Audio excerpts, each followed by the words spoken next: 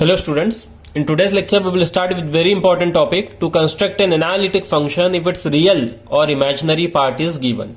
Okay तो आपका function है f of z equals u plus i v. इसमें से सिर्फ रियल पार्ट u या फिर इमेजिनरी पार्ट v गिवन होगा और हमको analytic function u plus i v find करना है.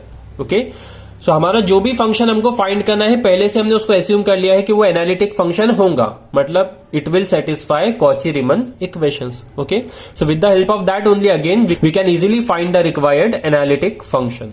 Okay so we are having different methods here to do that, but we will consider only one method called as Millin-Thompson's method.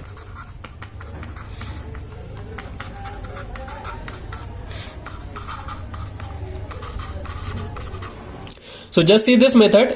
Here we will discuss the procedure also to solve such problems. So first step will be, we will assume that required analytic function will be f of z equals u plus iv. So we will just give that. So we will just give some name to the required function. Let us call it as f of z equals u plus iv. Suppose ये function हमको find करना है. Okay. So second step in all such problems will be differentiating on both sides with respect to x or with respect to y. Anything. So we will go for differentiation with respect to x. f of z के लिए notation use किया f dash of z and here derivative with respect to x. So ux plus I times Vx. Let us call it as equation 1. Now there are two cases, either real part or imaginary part will be given. तो question में आपको सिर्फ u या सिर्फ v given होगा, आपको find करना है u plus i v. Okay so first case is if real part is given. So what if real part is given means u is given, we can easily find ux, but how to get this vx? v तो question में दिया ही नहीं है, हमको u given है तो हम ux find कर सकते हैं. Okay so what we will do, we will try to write whole this equation in the form of u only. So f dash of z equal to ux, because u is given in the question तो हम उसका derivative with respect to x find कर सकते हैं, लेकिन v question में नहीं दिया है. So now what we can do here? We can go for CR equations because this function is going to be an analytic function. So what is the value of Vx using Cauchy-Riemann equations? So this I as it is और Vx का value using CR equation is minus Uy. So Ux minus I times Uy. So U is the given function. We can very easily find its derivative with respect to both x and y. Next step will be to use the Millin-Thompson's method. Means we will substitute x equal to 0, x equal to z and y equal to 0. So after this f dash of z will be in terms of z and we want f of z.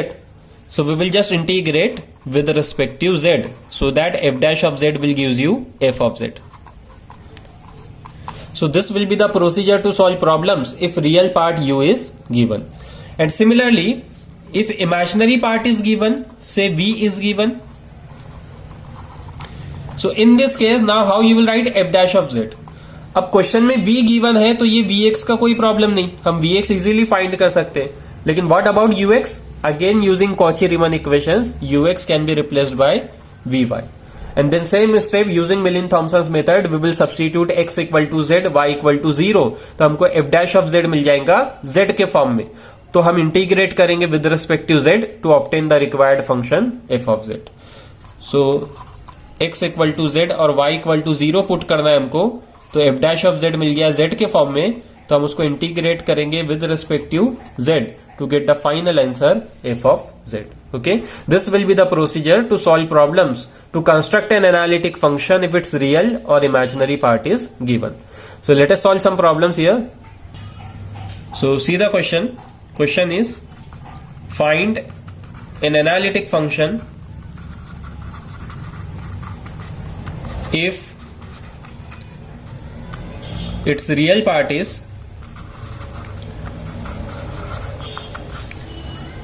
e raised to 2x into x cos 2y minus y times sin 2y.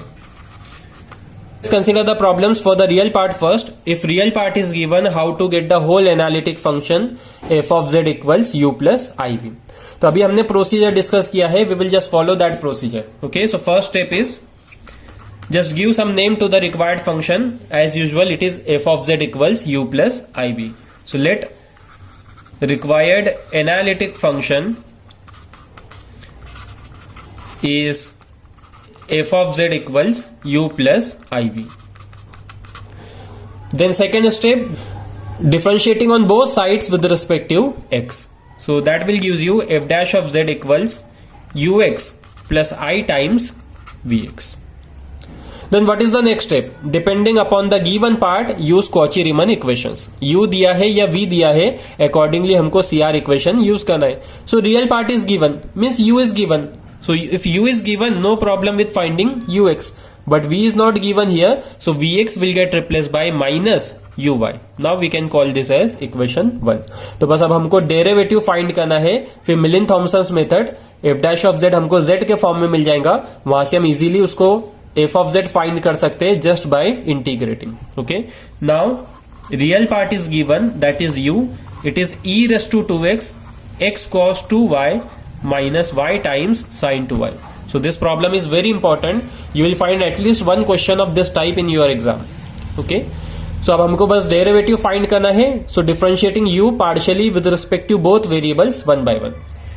Let us do it with respect to x first. So you can observe that x multiplication के form में है. So we need to go for u into v rule. Let us call e raised to 2x as the first function and this is as the second function. So first function as it is e raised to 2x into derivative of second. What is derivative of this function? इस function में cos 2y जो है constant हो गया with respect to x और x के साथ multiplication में तो as it is और x का derivative 1. सेकेंड टर्म में x नहीं है, मतलब पूरा टर्म कांस्टेंट हो गया, कांस्टेंट का derivative 0. Okay, similarly second function as it is into derivative of first.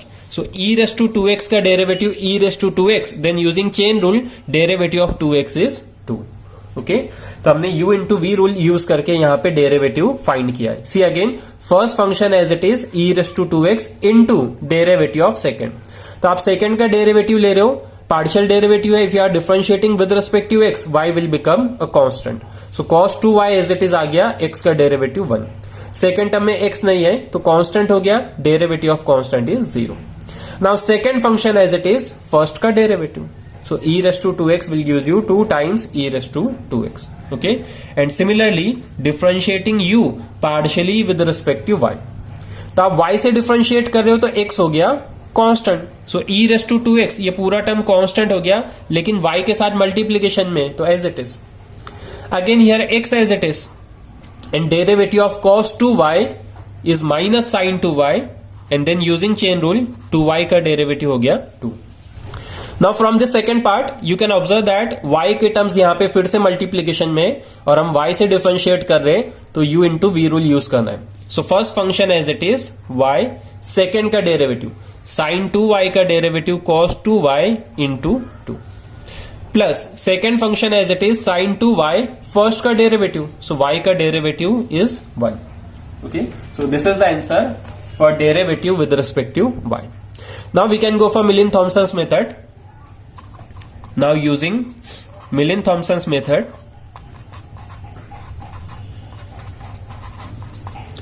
That is to substitute x equal to z and y equal to 0 in ux and uy.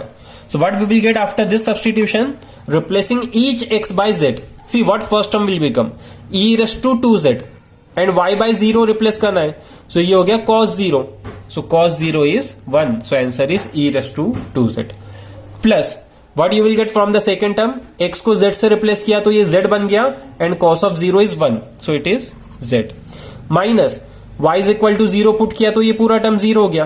This 2 e raised to 2z as it is. So z into 2 times e raised to 2z. So if you take e raised to 2z common, remaining will be 1 plus 2z. Okay, बस e raised to 2z common लिया तो यहाँ पे 1 बचा, यहाँ पे 2 into z.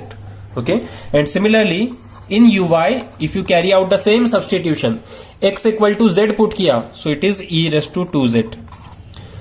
Minus 2z into sine 0, but sine 0 is 0, तो first term पूरा हो गया 0. No need to write it. What will be the second term? y equal to 0 put किया तो y मल्टीप्लीकेशन में पूरा टर्म 0 हो गया and again sine 0 is 0, So second part will be 0. Okay, now we can substitute both these values in equation 1. f dash of z क्या है, ux minus I times ui. तब ux और ui का value यहां पे put करना है. So see what equation 1 will become. f dash of z equals ux और ux हमको मिला है e raised to 2z into 1 plus 2z minus I times ui, but ui is 0, so no need to write it. So f dash of z मिल गया हमको in terms of z. So from here we can very easily obtain f of z just by integrating with respect to z. So integrating on both sides with respect to z, what we will get here?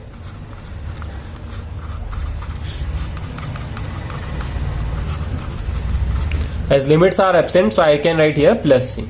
Okay, तो यहाँ पे derivative integration cancel हो गया. You will get the required function just by integrating the RHS. लेकिन अब problem क्या है, RHS पे प्रोडक्ट ऑफ टू फंक्शंस आ गया, अलजेब्रिक इनटू एक्सपोनेंशियल.